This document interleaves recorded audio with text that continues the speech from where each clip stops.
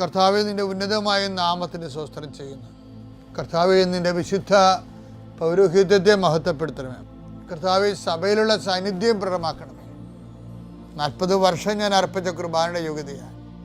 കൃപാസ്ഥാനത്താറെ ജീവനോടെ പ്രത്യക്ഷപ്പെട്ട പരിശുദ്ധമ്മയുടെ പ്രത്യക്ഷീകരണത്തിന് സ്ഥിരീകരണത്തിനായി അങ്ങയുടെ മക്കൾ ഇന്ന് അഭിമുഖിക്കുന്ന എല്ലാ വിഷയത്തിൻ്റെ മേലും സഞ്ചാരി മാതാവി സമയത്തിൻ്റെ അധികാരി അമ്മയുടെ പ്രത്യേകമായ സാന്നിധ്യം ഉണ്ടായിക്കൊണ്ട്, കർത്താവേ, ഞങ്ങളുടെ കഴിവ് കൊണ്ടല്ല, അങ്ങയുടെ കൃപ കൊണ്ടാണ് അങ്ങയുടെ മക്കൾ എവിടെയെല്ലാം യാത്ര ചെല്ലുന്നുവോ, ഏതെല്ലാം പരീക്ഷ എഴുതുന്നുവോ, ഏതെല്ലാം പരീക്ഷ റിസൾട്ട് കാത്തിരിക്കുന്നുവോ, ഓരോ വിഷയത്തിനും മനസ്സ് എന്ത് നീറിക്കൊണ്ട് കാത്തിരിക്കുന്ന സഹായം പ്രതീക്ഷിക്കുന്ന ഓരോ സ്ഥലങ്ങളെയും കർത്താവേ, അത് നഷ്ടപ്പെട്ടു പോകാതെ അവർക്ക് കിട്ടാനും അവർക്ക് അനുഭവവേദ്യമാക്കാനും കർത്താവെ സഹായിക്കണമേ എന്ന് പ്രാർത്ഥിക്കുന്നു.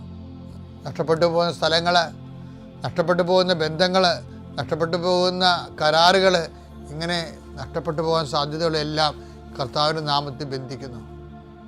ഓരോ സ്ഥലവും ഓരോ വിഷയത്തെ നീ ആസ്പദമായിക്കൊണ്ട് അതിനെ അധികരിച്ചുകൊണ്ട് ഓരോ വിഷയത്തിൻ്റെ മേലും നീ ആഗ്രഹം അവലംബിച്ചുകൊണ്ട് അത് ഓരോ ഡേറ്റും ഓരോ നീ പ്രത്യാശയോടെ കാത്തിരിക്കുന്ന ചില വ്യക്തികളുടെ വരവ്, പ്രത്യാശയോടെ കാത്തിരിക്കുന്ന ചില ഓഫറുകൾ, പ്രത്യാശയോടെ കാത്തിരിക്കുന്ന ചില തീയതികൾ എല്ലാം എൻ്റെ ദൈവവേദനയെ നിനക്ക് അനുഗ്രഹമായി മാറട്ടെ. അതിനെതിരെ വരുന്ന എല്ലാ തിന്മയുടെ ശക്തികളെയും ഈശോയുടെ നാമത്തിൽ ഞാൻ ബന്ധിച്ചു കർത്താവിന് കാൽക്കീഴിലാക്കുന്നു. കർത്താവെ, രോഗികൾ, പീഡിതർ, കുടുംബസമാധാനം ഇല്ലാത്തവർ, വിദേശ യാത്ര ചെയ്യുന്നവർ, കർത്താവെ, അവരെല്ലാം നീ ആശീർവദിക്കണമെന്ന് പ്രാർത്ഥിക്കുന്നു. എൻ്റെ കർത്താവിൻ്റെ ഉന്നതമായ നാമത്തിൽ സഭയുടെ അധികാരത്തിൽ കുരിശിൻ്റെ അടയാളത്തിൽ ഉപരി പഠനത്തിന് വേണ്ടി ചിന്തിക്കുന്നവരും ആലോചിക്കുന്നവരും അതിനുവേണ്ടി പരിശ്രമിക്കുന്നവരും അവരുടെ കഴിവിനേക്കാൾ കൂടി ദൈവത്തിൻ്റെ കൃപയാൽ അവർ ചെന്നെത്തേണ്ട ഇടത്ത് അവരെ എത്തിക്കാൻ വേണ്ടി പരിശുദ്ധമ്മ ദൈവമാതാവിൻ്റെ മധ്യസ്ഥ പ്രാർത്ഥിക്കുന്നു. രാമപുത്രൻ പരിശുദ്ധാത്മാവായ സർവേശ്വരൻ നീക്കുവാമേ. എൻ്റെ പ്രിയപ്പെട്ടവരെ, ഉടമ്പടി പരിഗണിക്കുന്നത് ഉടമ്പടി മൂലം നമ്മൾ കൈവരിച്ച വിശ്വസ്തത, ആത്മബന്ധം, ഇതൊക്കെയാണ് ഉടമ്പടി നമ്മളെ ദൈവം ഓർക്കാൻ ഇടയാക്കണത്.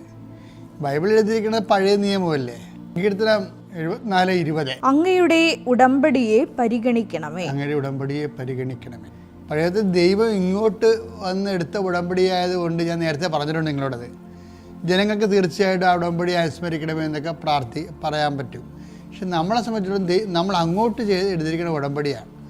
അപ്പോൾ അത് അനുസ്മരിക്കണമെന്നുണ്ടെങ്കിൽ ആ ഉടമ്പടി നമുക്ക് നൽകുന്ന ആത്മീയമായ ഒരു ജീവിതമുണ്ട്, ഒരു ദൈവത്തോടൊരു ആത്മബന്ധമുണ്ട്. അപ്പോൾ അത് ദൈവത്തിന് പ്രൂവൻ ഫാക്റ്റ് ആയിരിക്കണം. എന്ന് വെച്ച് കഴിഞ്ഞാൽ നമ്മളെ കാണുമ്പോൾ നമ്മുടെ കഴിഞ്ഞ കാലങ്ങളിലുള്ള ഇത് കാണുമ്പോൾ ദൈവത്തിന് തോന്നണം, നമുക്ക് വിശ്വസിക്കാൻ പറ്റിയ ഉടമ്പടിയിൽ സത്യസന്ധമായിട്ട് ഡിപ്പെൻഡ് ചെയ്യുന്ന ഒരാളാണ് നമ്മളെന്ന് തോന്നണം.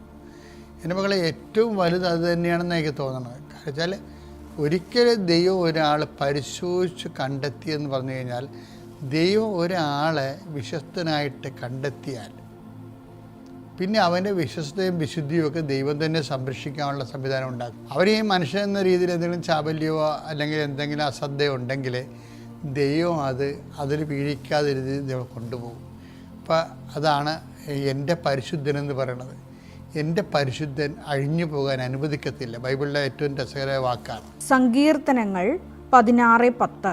സങ്കീർത്തനം 16:10. അവിടുന്ന് എന്നെ പാതാളത്തിൽ തള്ളുകയില്ല, അങ്ങയുടെ പരിശുദ്ധൻ ജീർണിക്കാൻ അനുവദിക്കുകയില്ല. പരിശുദ്ധൻ ജീർണിക്കാൻ അനുവദിക്കത്തില്ല. അപ്പോൾ നീ തകർന്നു പോകാനോ തരിപ്പണമാകാനോ ദൈവം അനുവദിക്കത്തില്ല. ആരാണ് നീ? ദൈവത്തിൻ്റെ പരിശുദ്ധൻ. അത് പരിശുദ്ധൻ എന്ന് പറഞ്ഞാൽ ആരാണ്? ഉടമ്പടിയോട് വിശ്വസ്ത പാലിക്കുന്നവൻ. ഉടമ്പടി വിശ്വസ്ത പാലിക്കുന്നവൻ. നീ അവരെനിക്ക് കെണികൾ വെച്ചു, ഞാൻ ഇടത്തോട്ട് തിരിഞ്ഞു നോക്കി, ഇനി അറിയുന്നവരാരുമില്ലെന്ന് പറഞ്ഞില്ലേ? കെണികൾ വെക്കാൻ പോലും ദൈവം അനുവദിക്കത്തില്ല. ക്രിസ്തുവിന് അസൈൻ ചെയ്ത് കൊടുത്തിട്ട് വിക്കേരിയസ് സഫറിങ്സിൻ്റെ ഭാഗമായിട്ടുള്ള രോഗരക്ഷാർത്ഥമായിട്ടുള്ള അവിടുത്തെ പീഡകളിലൂടെ അവരുടെ മുറിവുകളിലൂടെ നമ്മുടെ പാപങ്ങൾ പരിഹാരം ഉണ്ടാകുന്ന ഒരു സുവിശേഷ റിഡംപ്റ്റീവ് പാക്കേജാണ്. അതല്ല ഞാൻ പറയണത്. മറിച്ച് നമ്മൾ തന്നെ കർത്താവിൻ്റെ വിശ്വസ്തനായി നിന്നാൽ വിശ്വസ്തന് വീഴ്ചയില്ല. വീഴ്ച വന്നാൽ കർത്താവ് താങ്ങും. പിതാവിൻ്റെയും പുത്രൻ്റെയും പരിശുദ്ധാത്മ നാമത്തിൽ.